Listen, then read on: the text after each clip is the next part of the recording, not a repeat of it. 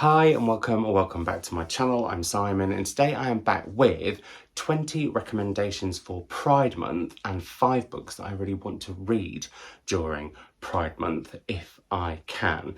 Now, some of you may be thinking, Simon, as part of the LGBTQIA plus community, you should be reading Pride books galore this month. And indeed, I will be, but I am very much, whilst a massive fan of Pride, and I agree that we're here, we're queer, get used to it. I'm all for that. And as I've probably used in the thumbnail, all these books are here, they're queer, and you need to get reading them. But I do worry that sometimes there can be such a focus on reading queer or LGBTQIA plus books during Pride Month that the rest of the year it's like, oh, we don't have to do that because we just did it for that month. But I do think, as I was saying, shouting about being proud and pride during this month is a really, really important thing. And hopefully a video like this will be a sort of diving off board so that you can dive into the cool, gorgeous waters of queer fiction. For it is fiction with a sprinkling of poetry that I've gone for, and actually one non-fiction book, because I have realised in the last year or so I have not read any queer non-fiction that I can think of. I could be wrong, and I am about to read one because I'm going to be doing an event on queer Shakespearean England with the lovely Will Tosh in Oxford on the 20th of June. I will link that event down below because it'd be lovely to have somebody there. I've never been to Daunt's Summertown before. I'm very excited. I'm sure it's going to do some damage to my wallet. Anyway, I've digressed. I will say I limited myself with this selection of 20 books, which considering there's 20, you wouldn't think I'd put any limits on it whatsoever. But I did only pick books that I have read since the beginning of January last year. When I was going through my shelves, I came away with these 20 books and I was like, blimey, I've read some absolute bangers. So that was me setting my stall. It possibly took too long. You will notice, because I certainly did when I was going through these books, there are a couple of elements of the queer community that I sort of haven't read as much of as I would like though. In fact, significantly as much as I would like. So I will be asking for some recommendations later on. First up we have A Good Year by Polis Luzu. And this is set in Cyprus in 1925. And we meet a married couple. The wife is due to have a child at any point between the start of the book and Christmas. And this is a time in Cypriot folklore where they believe monsters can come. And so we've got all of that going on, but we also have the queer element that is that the husband is attracted to a man who comes to visit, and we follow on from there. This, I will also say, even though it's set in the lead up to Christmas, which is when I read it, would actually make a really, really good summer book, I feel. So yeah, really enjoyed this. I would like to read more of Polis's work. Then the only non-fiction book that I am going to be recommending in this video, which is really shameful. So any queer non-fiction books, please leave recommendations down below for me because I would like to get to them. But it is I always get this wrong, A History of My Brief Body by Billy Ray Belcourt. Billy Ray Belcourt is NDN. He's an Indigenous queer man in Canada, and he writes about his experiences of that in terms of how othering it can be, how sometimes he's seen as he's fetishized in many ways. And I thought this was so honest and so raw, and I loved how experimental each of the different essays was. Really enjoyed it. I also read his debut novel, A Minor Chorus, and really loved that one. There was something about this, I think for me it felt rawer, and so all the more raw, and so I enjoyed it all the more. Very excited though because I have got Coexistence, which is his first short story collection, and I'm looking forward to reading that probably during Pride Month, but if not, definitely over the summer. Then we have one of my absolute favourite books of last year. I thought this was absolutely phenomenal, and again would make a cracking summer read if you're looking for one. Why wouldn't you be? Well, obviously not if you're on the other side of the planet from me here in the UK, because you're heading into winter, which I'm slightly envious of, because whilst I'm excited for the sun of summer, I am also always desperate for it to be autumn all year round. Anyway, this isn't about weather and seasons, this is about books. Shani Mutu's Sirius Blooms at Night. I read this for my Patreon book club last year, and it was a random pick that I actually got at Gaze the Word in London. And if you get the chance, get yourself to a queer run bookshop in Pride, but also just all year round. as I was mentioning, I'm hoping to go to one that I haven't been to yet next. Oh no, it'll be probably today as this goes live. I'll have hopefully been, and that's the Common Press in London. I'm really, really, really excited for that. I'm going to be taking Mum along there, and we're going to have a fabulous time and come away with lots of queer books. I will make sure both our bags are bulging with them. Anyway, what's this book about? This is Caribbean Gothic that looks at queerness, it looks at gender and the fluidity and spectrum of that. It's about a woman who has ended up in a psychiatric hospital, and she's being looked after by a nurse who is questioning certainly his sexuality and his gender, but also is trying to find out what her history is. And I think this book was way ahead of its time. It's also from the Caribbean, which is not renowned for being the most open to homosexual life, and it looks at that in a lot of ways. It's also really about that sort of point at the end of summer where everything's still beautiful but slightly rotting. So yeah, I thought this was fantastic. Then we have a book that I read this year, haven't talked about yet, but will be in my spring reading wrap-up part 1, and that is The Whale Tattoo by John Ransom. Oh my goodness, this book is utterly phenomenal. It's set by the sea in the northeast of England, and we meet a young man called Joe Gunner, who, after he finds a dead whale on the beach, he's always told that that means something ominous is happening, that death is coming. And he's been away from this seaside town for quite a long time, and we don't quite know where that is, but we start to learn as we go on. And we follow him as he is reunited with a fisherman called Tim, who I really fancied. In fact, actually, when me and Mum were doing our freak out tag, I should have said Tim Fish was my big crush, because he was. It's how their reuniting goes, and there is quite a bit of detail in that, I won't lie. But also what follows on from there, and I thought this was beautiful, heartbreaking, and I do have John Ransom's second novel, The Gallopers, on my TBR, and that's another one that I really want to get to, but I haven't actually pulled off the shelves for the final 5. Anyway, there we go. So we have that. Then we have Rosewater by Liv Little, and this I was so delighted by because it's joyous. And I have to say, and if you can tell me of some in the comments down below, I would love to know, I don't think there are that many joyous queer novels out there. Generally, queer novels tend to end up being quite depressing, sad and tragic, and I would love to see more queer joy in books. So yeah, get recommending them. I also love this as well because it's queer black joy. This is about Elsie, whose world is just kind of completely falling apart. She's having to leave where she is. I found that a really tense scene, and she ends up staying with friends, and it's how she's kind of having this sort of relationship with someone who's already in a relationship, and it looks at love in all of its forms. It looks at where the boundaries of love are, and also where they break down, and how sometimes you have to overcome them in order for love to flourish all the more. I just thought this was really, really, really, really great. I really, really love this, and I think that you should all read it. Also, that cover, I love this because it looks like quite sweet, but then you notice there's like a strap on there. And I just love the idea of Barbara popping down to Sainsbury's and picking this up and going, oh, how lovely, what a beautiful cover, and then getting a bit of a surprise. Next up we have I Will Greet the Sun Again by Kashaya J. Karbusani, and another book that I read last year and absolutely loved. This is about really 3 brothers who are living in New York, and their mother and father are having quite a difficult time, and one night their father literally kind of kidnaps his own children and takes them all to Iran.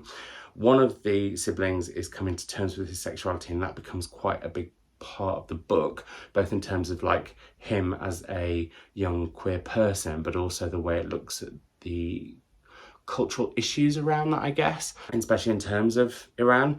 I thought this was brilliant. I thought it was very concise, and like I'm being, and really just beautifully drawn, and yeah, really, really look forward to what he writes next. Now, I have 2 collections of poetry, and this first one, not only do I think it's the sexiest cover of the year so far, it's also possibly, I think, going to be one of my favourite poetry collections ever.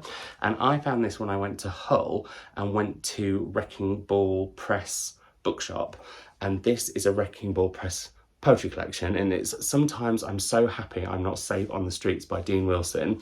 These are quirky, wonderful queer poems that had me laughing one minute and almost crying the next, and I just think he is fantastic. I have another of his poetry collections to read, and I'm going to get to that fairly soon, but I'm also savouring that one, I know, for a rainy day, which I said I would stop doing, but hey ho. I thought it was absolutely brilliant and want everyone to read this and support him, because yeah, I just think he's got a real northern sensibility and sense of humour within his work, and I love the way that he can take sort of a narrative within a poem that seems straightforward and completely twist it over just like a couple of words or lines. Yeah, I think he's fantastic.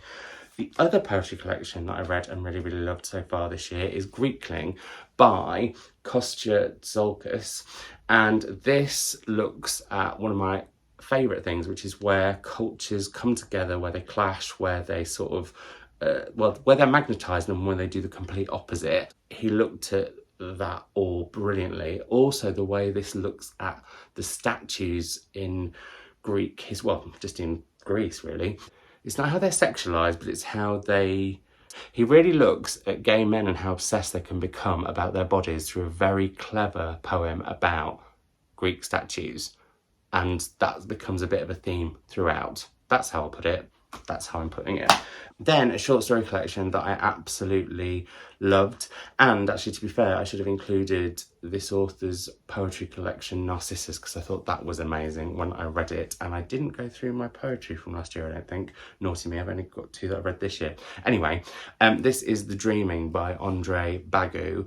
And this is short stories set predominantly, I think with the exception of maybe 1 or 2, around queer men in the Caribbean. And as I was mentioning earlier when I was talking about Serious Blooms at Night, the Caribbean is not renowned for being open to queer people and their lives. And so a lot of these stories are about people hiding their sexuality either from everyone or themselves and everyone, how we have these kind of secret meets and how there are sort of, there's one that's almost the whole secret history of a relationship that I absolutely loved. They're really sexy. They are brimming with like really raw emotion, and I found them very haunting and moving too. So yeah, one of my absolute favourite short story collections. Loved this. Also, a book that I loved last year was The Sleeping Car Porter by Suzette Mayer, and this is set in Canada in, I think this is the 1920s, 1929, and we meet Baxter, who is a black queer man working on a train line. And Canada is so massive, these trains will go for miles and miles and there's hardly anywhere to change over, and like they get delayed, but you have to be on your next shift. So we follow him through all the struggles of that, which I found really fascinating. But also, as he is thinking about a relationship that he's had with a man, there's also tension with another man on the train in all sorts of ways. And I just thought this was a brilliant book that has, has grown on me all the more since I read it. It's quite a slow burn, but once you're on it, a bit like the train, you're on it and off you go. But yeah, it has stayed with me and I have thought about this a lot. It also won the Giller Prize, and I want to read a lot more of the Giller Prize winners and just a lot more Canadian fiction in general. Then a book I read early this year from one of my favourite queer poets. This is their debut novel, and I've talked about his poetry collections quite a few times. If you get the chance to read them, do, because they're all absolutely amazing. This is Pity by Andrew Macmillan, another book set in the north of England. And I have realised that when books have either a northern author or a northern, what's the word I want to use, sensibility, I'm in. And this I thought was fantastic because it looks at various different men in a northern town that used to be part of the, it was a huge mining community basically until they were closed. The way this looks at what happened in the pits and then looks at what it's like for younger queer people now, plus anyone who may have worked in the pits and been queer, and how actually the North is renowned for being so open and friendly, but it isn't always. And this just really, I just found it really moving. I thought it was really haunting. There's some scenes where you're well, there's a book that I read a few years ago called Hawthorne and Child by an author whose name has Keith Ridgway. He did this amazing thing where there was a scene which was a riot but also set in a sauna, and you couldn't work out which was which, and it was all about like these really sweaty masculine moments. And this sort of happened to me with this book, when sometimes you can't work out whether you're down a mine or something else is going on. Without giving us spoilers, it's heartbreaking yet hopeful. So yeah, there we have that.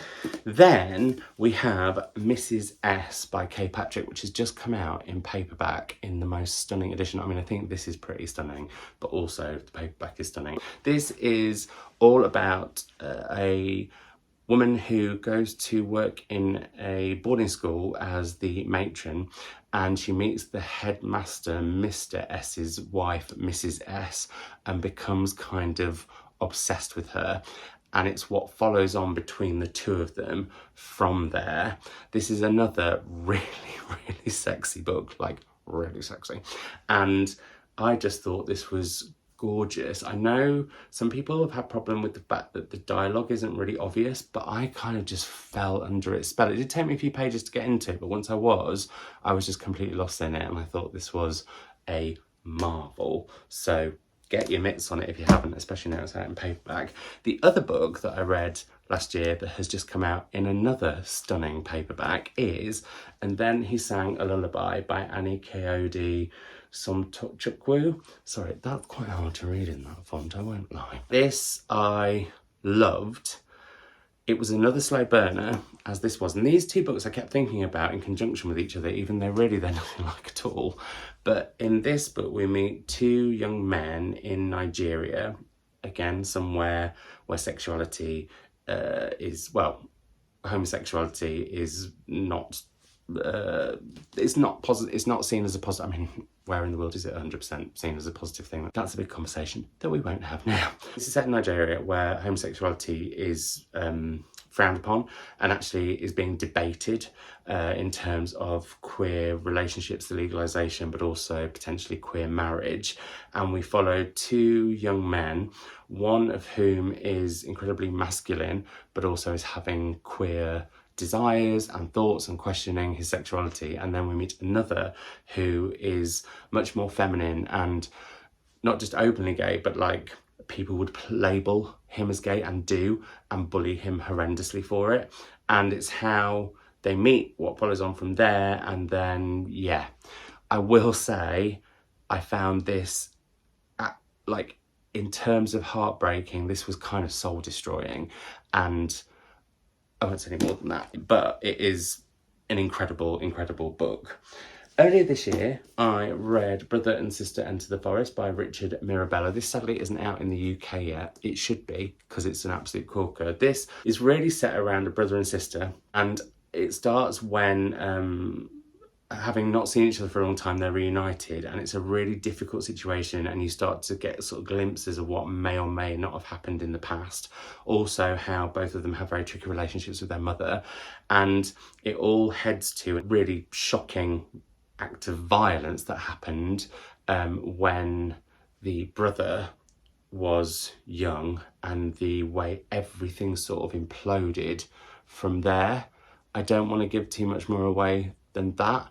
I just thought this was brilliantly done, absolutely brilliantly done. I think it's a shame it's not come out here, pun not intended. Another favourite from last year was Justin Torres' Blackouts. I thought this was absolutely fantastic. The way we are in this sort of, it's like what's it called, a hospice, which is also known as a palace, where we have a man who has all of these records of a queer anthropologist called Jan Gay, and he has all these and he's looking at them, but he's talking to a much younger queer man who he may or may not have had some sort of dalliance with, and wanting to pass this history on.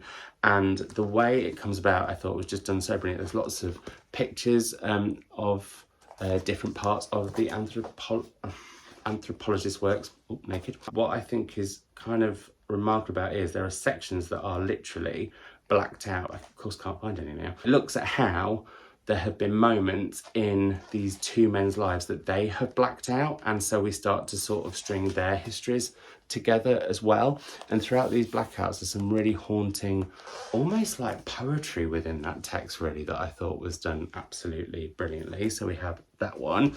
Then a very recent read, this absolute banger. I'm really becoming quite obsessed with calling books bangers at the moment. I don't know why, and I need to maybe rein it in. Or a corker. It's a corker. It's a banger. It's a corker. It's a corker. It's a banger. This is Evenings and Weekends by Asheen McKenna. And in this book, we follow a group of friends over one weekend in 2019 in London. And sexuality and hidden sexualities and secrets from the past and all sorts of complexities come to the fore during that one weekend. And I need to say no more than that. Blimey, that was actually quite a quick one for me. Well done. But yeah, I absolutely loved this. Thought it was absolutely brilliant and can't recommend it enough. I read The New Life by Tom Crew back at the beginning of 2023. That was last year, wasn't it? Yeah, it was, because it's 2024. Well done, Simon. And absolutely loved it. I will say occasionally I found it a little bit academic. It's set in the Victorian era where we follow two marriages and both of them have sexual proclivities that are hidden within them, and both of them in some ways have queer elements to them. I don't want to spoil it if you've not read it. We follow the two men in the relationships as they write a book about being queer around the time of the trial of Oscar Wilde, which doesn't really become part of the book. It's sort of peripheral, but I liked the way Tom Crew was playing with that time period and, you know, what societal feelings were towards queer people at that time. One thing that I really loved in this that I would like a whole book of, so if you know of it, please let me know, and if you don't and you're an author, please write it for me. I would like that very much. Maybe I should write it myself. Anyway, there is a wonderful trip of a queer couple. Oh, and I should say, I don't think in any book read how queer desire, hidden queer desire, can be so, or I've never seen it written so viscerally. It's really brilliantly done. Anyway, going back to what I was saying before I went off on a visceral, voyeuristic, desire-y tangent. Fan self. When a queer couple go and stay from London, go and stay with a queer couple in the Peak District, and that rural queer life at the time of, well, in the Victorian era, isn't really written about, and I would love it because I felt like that it was really, pun not intended, but like fertile land. Like there could be quite a lot. I don't know. Anyway, yeah, I thought this was great, but would also like anyone out there to either recommend me a book that is about rural queer life at that time, or indeed write one. This is the most recent queer book that I have read, and I absolutely loved it. It is Christos Tsiolkas's The In-Between. I had the pleasure of hosting him in West Kirby at the bookshop, and he's an author that I have loved for years, ever since I read The Slap way back when. This is a love story of two middle-aged men, and it starts off with them meeting after, well, it's their first date after they meet on the internet, and we follow the relationship from there. And Christos Tsiolkas is really interesting with time because we sort of can sometimes skip a few months, sometimes we skip a few years, and it looks at sex in its rawest and purest and gritty, and looks at bodies' beauty both as they're young but also as they get older, and really celebrates older bodies as well, which I loved. It's really unflinching, and I think that's brilliant. And this is the sort of book where I'm always like, well, my mum wants to read it. I'm a little bit nervous because the gay sex is very full on, but at the same time, I think, no, you need to be able to read about the feelings that these men have and the celebration of it and the rawness of it, basically. So yeah, I thought this was fantastic. Then we have the latest and possibly last in my favourite series of books. This is Mona of the Manor by Armistead Maupin, and this is, he said it's the final ever book in the Tales of the City series. When I interviewed him in Bristol, I sort of was like, come on now, there could still be more, don't do this to us. But he was quite adamant, but Armistead said it before. We'll see. Anyway, this is set in 1980s Thatcher Britain, and we meet Mona, who, if you've read the books before, you'll know of. But I would say I think you can come into this as maybe like, it could be a good introduction and then go back to Tales of the City, but for me I would say start at Tales of the City and work your way through, because you've just got so many books of absolute pure joy ahead of you.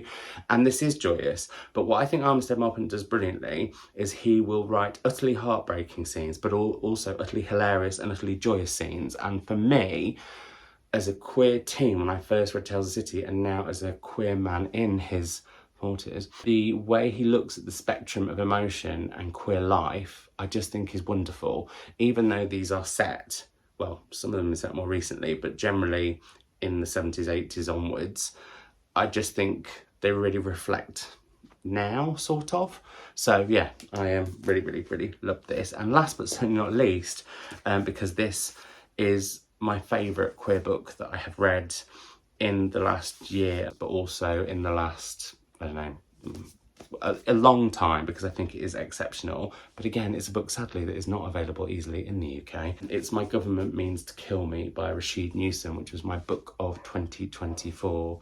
And this is set in 1980s New York, when the AIDS crisis is building. We meet a young man who has gone to New York, he's changed his name, and he's sort of become a different character. And without it ever feeling forced or contrived, he manages to walk through all walks of life and society within New York at the time, and not just the queer community, but also he ends up like sort of getting involved in what's going on with the Trumps at the time. And also there's also these amazing I don't normally like a footnote in a book, but what I thought was brilliantly done was how he'd be listening to some music and say it was Sylvester.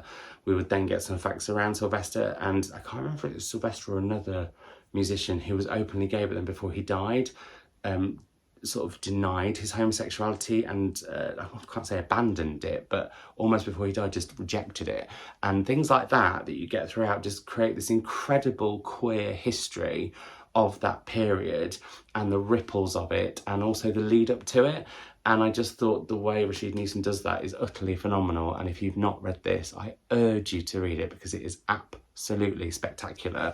It's just not very easy to get your mitts on, and it should be. And this is why I deserve my own imprint in a publishing house, I feel, because I will be publishing this, I will be publishing Brother and Sister Enter the Forest, and loads of Australian authors that don't get to be celebrated over here, and Canadian authors, because yeah, I would like to see more Canadian fiction here. Anyway, I've digressed as usual. I'm aware I haven't read nearly enough books either about bisexuality or with bisexual narrators, and I would really love that. But also, I have not read enough books about the trans community, and that is something that I'm really quite miffed at myself for, because I think it's such an important time to hear those stories and hear trans voices, and so I would love recommendations of those in the comments down below. I do have one in the mix of the books that I'm planning to head to during Pride Month, but I would love loads more to go and head to, and I may hopefully have quite a few of them on my shelves already. I just haven't got round to them completely unintentionally. Anyway, quick fire 5 books that I'm going to be hopefully reading in Pride Month, but also just generally throughout the summer, because, well, not even just throughout the summer, I just did it myself then. Just like puppies are not for Christmas, queer books are not just for Pride or just for summer, they're all year round. Anyway, first up of the 5 I'd like to head to, or these I guess are the top of my queer TBR. I nearly said the tip of my queer TBR, but that just sounds rude. So first up, anyway, we have Small Joys by Elvin James Mensah. Don't really know what this is about, but heard lovely bubblings about it when it came out in hardback, and then this stunning paperback came out. I don't have the hardback of this, but yeah, I'm really keen to get to this. It just says moving funny and tender. Small Joys is an epic novel about ordinary lives that introduces the world to an unforgettable cast of characters and major newly talent. I think I'm really hoping with this as well that it's another queer book of joy from the title. I'll be miffed if it's not. So We'll see. I'll report back. Then we have, I need to get a finished copy of this. This is Experienced by Kate Young. And I believe this is about a woman who, I think she's in her first queer relationship. And she's sort of, I think her partner says to her, look, let's pause this relationship and you go off and experience all the queer things that you should, that I already have.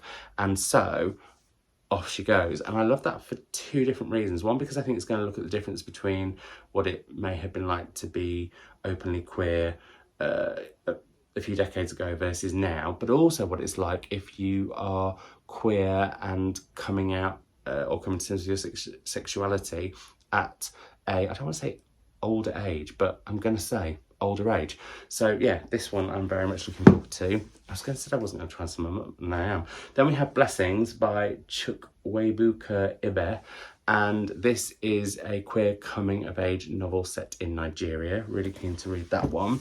Then we have Nicola Dinan's Bellies, which I believe is about two initially friends who start a relationship and then one of them transitions, and I'm really keen to get to this. I think also because, well, I've heard this is various different things. I see it as a peach, but I have heard it could be a bum, or it could be, well, I'll just say we've talked about tips. And yeah, this is, I think, going to be brilliant. But also, if it is a peach, then it fits with this month's Savage reading prompt, which is animal, vegetable, or mineral. I suppose peach isn't a vegetable, is it? It's a fruit. Silly sausage, Simon. Anyway, I'm really keen to get to this one. And I think that's going to be the book that well, it's going to be one of the two books that I take to London with me, because I'm planning on bookshop when I'm in London, so, you know, not filling the case with too many. And last but certainly not least, I really want to head to Cinema Love by Jia-Ming Tang, which is set, I think, in, I got this wrong before, New York City's Chinatown, where there was a cinema where queer men would go to, let's say, get to know each other in secret. And that intrigues me. I don't know when it's set, actually. I don't know if it's recent or if it's, spanning post-socialist China, 1980s Chinatown and contemporary New York. That sounds amazing. So yeah, I would like to get to this one very soon too. So there we go. That is a whole host of books that are here, queer, and recommended by me for you to read ASAP, or indeed books that I want to get to ASAP. I would love more recommendations from all of you in the comments down below, particularly, as I said, around non-fiction queer, non-fiction books about queer, queer historical non-fiction books? Queer non-fiction books, let's just go with that. Let's not overcomplicate it, Simon. And also books about bisexuality or with bisexual narrators, and also books about trans characters or written by trans authors. I would really appreciate recommendations of those in the comments below. I'm gonna go. I'll be, as this goes live, getting very excited at the Women's Prize party before the winner is announced. I will try and put this up before that so that I can send you over to the Women's Prize channel so that you can see the live announcement. And I've had a lovely few days in London with Mum too, so that's going to be fun. And like I said, we'll have been book shopping and hopefully bought a load of queer books from the wonderful Common Press. I was going to say from your recommendations, but no, this video won't have gone live by then, but then you'll just be giving me more to head to when I head to another independent bookshop another point. Sorry, Biscuit and Oscar are just having a small moment.